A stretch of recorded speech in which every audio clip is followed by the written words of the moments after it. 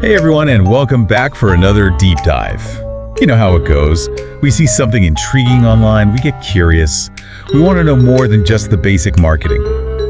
Today is no different. Sounds fun. Today we're diving into Tawanduan Herbal Cream Soap.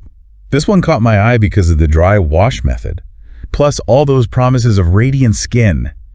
Yeah, sign me up. But first, let's get some expert insights. I'm happy to help untangle some of that, separate the marketing hype from what we actually know. Perfect. So let's break it down. What exactly is Tawanduan Herbal Cream Soap? Well, it's a Thai herbal cream soap. And that cream part... I was wondering about that. Yeah, it kind of hints at a richer texture than your typical soap bar, probably because it includes emollients and extra moisturizers. And of course, there's the star ingredient, orangsang. Okay, narsang. More than just a catchy name, right? Right. It's a plant. It's actually scientifically known as Trigonostemon reideioides, and it's been traditionally used in Thai medicine. Trigonostemon reideioides. Got it. Now tell me about this dry wash thing. Isn't that kind of counterintuitive? It definitely challenges our usual soap routine. Like, normally you lather on wet skin. Yeah. But here, you lather with water, but then you apply it to dry skin. Let it sit a bit, then rinse. Okay, so why would they stray from the norm like that? Any theories? Honestly, without some serious research, it's all speculation, but one thought is that applying it to dry skin, maybe it helps the norangsang and the other herbal ingredients to really get in there before the water dilutes everything. So it's about how those ingredients interact with our skin's natural oils before we introduce water into the mix. Exactly. Another possibility, it could be a gentle form of exfoliation. Maybe when it's applied dry, it helps lift away dead skin cells before you rinse it off, and that would lead to, well, a smoother, brighter complexion. Interesting. So this dry wash could be working on a couple different levels. Now, they claim this soap can handle acne, freckles, uneven skin tone, fine lines, even scarring. Is all that even possible? Okay, so we always have to remember, marketing materials love to highlight the positives. They don't always tell the whole scientific story. I did do a little digging on Trigonostemon reideioides. Yeah. More research is definitely needed, but there are some early hints that it could actually address those concerns. Okay, I'm all ears. What did you find? Well, Trigonostemon reideioides is part of the Euphorbiaceae family. Yeah. It's a big family, lots of different plants, and some have a long history of being used medicinally.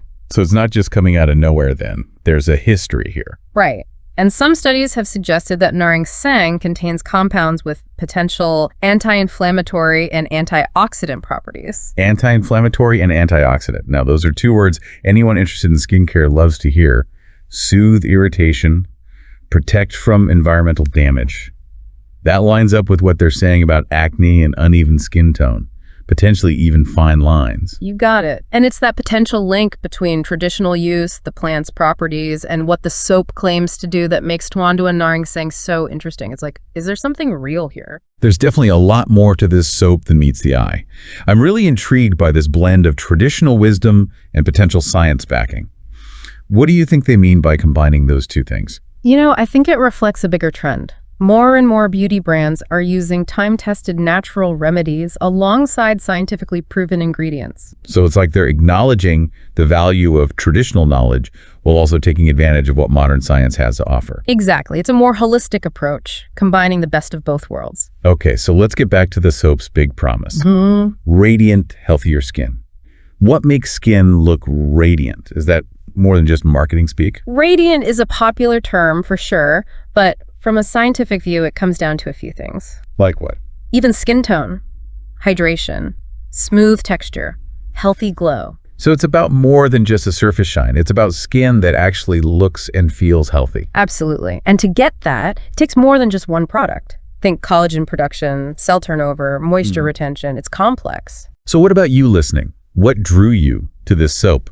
Was it the dry wash, the promise of radiant skin, or just the mystery of this narengsang plant? It's pretty cool to think about how something like traditional knowledge, like using narengsang in Thai medicine, can actually lead to these modern skincare innovations. That's part of what makes this Tawanduan narengsang soap so interesting, I think. Yeah, it definitely adds a whole other layer to the story, doesn't it? It's not just about the ingredients themselves, it's about the history behind them. Exactly. And it makes you wonder, what other traditional remedies are out there, just waiting for someone to rediscover them and bring them into the modern world?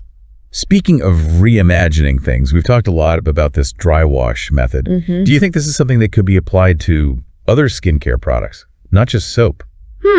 That's a really good question. It kind of makes us rethink our assumptions about how we use skincare, right? We're so used to associating skincare with water, like cleansing, toning, moisturizing. It's almost like water is a necessary part of it all. Right. It feels like everything has to be applied to damp skin. Exactly.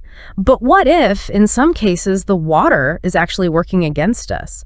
What if going waterless, at least at first, actually helps certain ingredients absorb better or interact with the skin in a different way? So you're saying that by applying things to dry skin, maybe we're getting a more concentrated dose of those active ingredients. Yeah, that's one possibility. It's also worth thinking about the fact that water can be irritating for some people. It can strip away natural oils and cause dryness or even, make inflammation worse. So maybe this dry wash method is just gentler for sensitive skin types. That's really interesting. It really is a whole new way of thinking about skincare. Imagine a dry wash serum or a dry wash moisturizer, something designed specifically to be used on dry skin.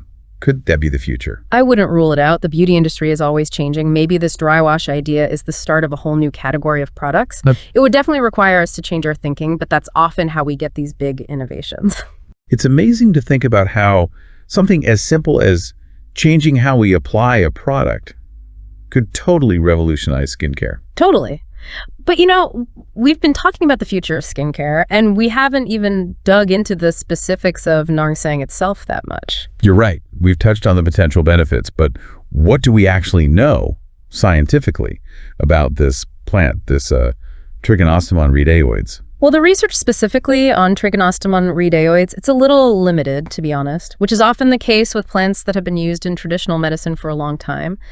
But there are some clues that suggest it could be really good for skin. Clues? Like what?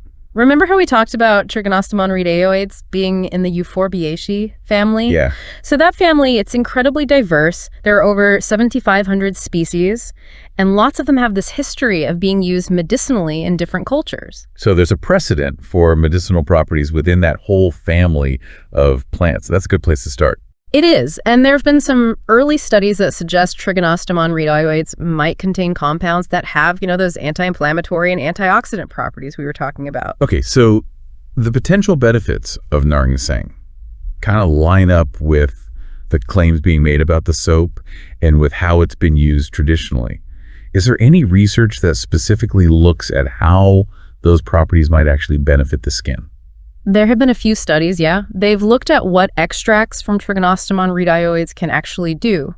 One study was published in the Journal of Ethnopharmacology, and they found that an extract of the plant showed some really strong antioxidant activity. Oh, wow. Yeah. And that suggests that it could potentially protect skin cells from damage caused by free radicals, which we know are linked to premature aging and a whole bunch of skin problems. That is a promising finding. What about the anti-inflammatory side of things? Any studies on that? There was another study, this one was in phytoterapia, and they were specifically looking at the effects of a Trigonostemon reideioides extract on inflammation. What they found was that this extract was actually able to reduce the production of certain inflammatory markers. Really? Yeah, which suggests that it could be really helpful for soothing irritation and redness in the skin. Wow, so there is some scientific evidence, even if it's early, to support the idea that Narsang could really make a difference for skin health.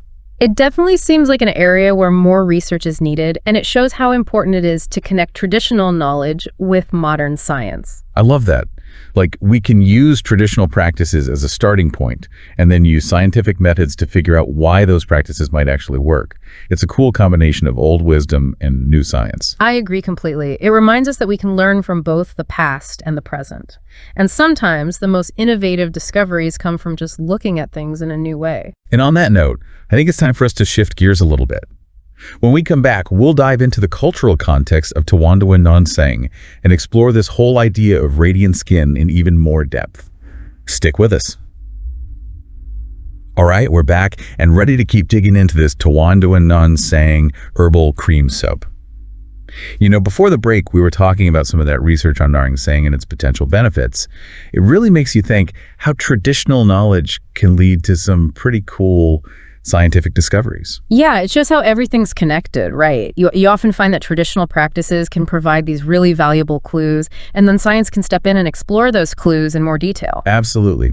And with this Tawanduan Narangsang soap, that connection to tradition feels really strong. Oh, definitely. I mean, the fact that this soap comes from Thailand, a place with such a rich history of herbal medicine, it just adds another layer to everything, makes it even more fascinating to explore. Yeah, Thai medicine has always been so intriguing to me. The whole emphasis on herbal remedies and holistic healing. I actually remember getting one of those incredible Thai herbal compresses during a trip a while back.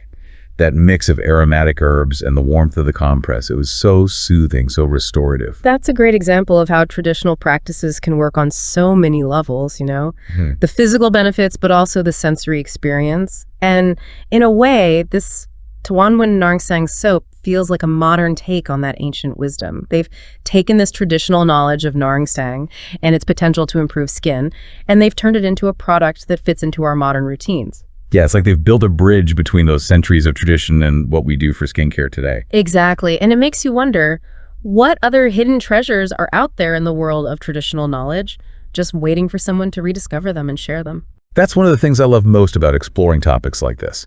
It opens your mind to different ways of thinking about health and wellness. Reminds us that innovation doesn't always mean inventing something completely new. Sometimes it's about looking back and finding inspiration in the things that have worked for generations.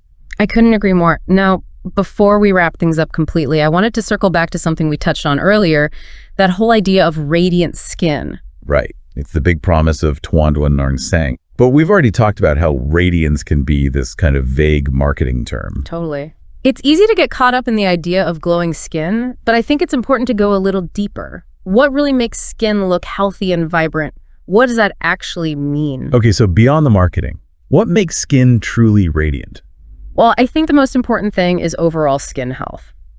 Radiant skin isn't about a temporary glow. It's about skin that's balanced, well-nourished, functioning at its best. So we're talking hydration, even tone, smooth texture, that kind of healthy glow that comes from within. Exactly. And to achieve that, it takes a multi-pronged approach. It's not just about using a particular soap or cream, even if it has amazing ingredients. You're right. It's about the bigger picture. Diet, sleep, stress levels, right, and of course, a good skincare routine that's tailored to you. Exactly. And while a soap on its own isn't going to be a miracle cure, it can definitely be a part of supporting healthy skin. If it cleanses gently, removes impurities, provides beneficial ingredients, it helps create that foundation that lets your skin truly shine from the inside out. Well said. And I think that's a perfect place to wrap up this deep dive. We've covered so much ground, from that unusual dry wash method to the potential benefits of Narangsang, the cultural context of Thai medicine, and what it actually means to have radiant skin. It's been a fun journey. And I hope you, dear listener, have come away with a better understanding of Tawanduan Narangsang herbal cream soup, and maybe a new appreciation for how traditional wisdom and modern science can work together. We've definitely learned a lot today, and we hope we've inspired you to keep exploring the world of skincare. Stay curious, stay informed. There's always something new to discover, whether it's a cutting-edge product or a time-tested tradition that's just waiting to be brought back into the spotlight. So until next time, keep those minds open, keep searching, and keep taking those deep dives.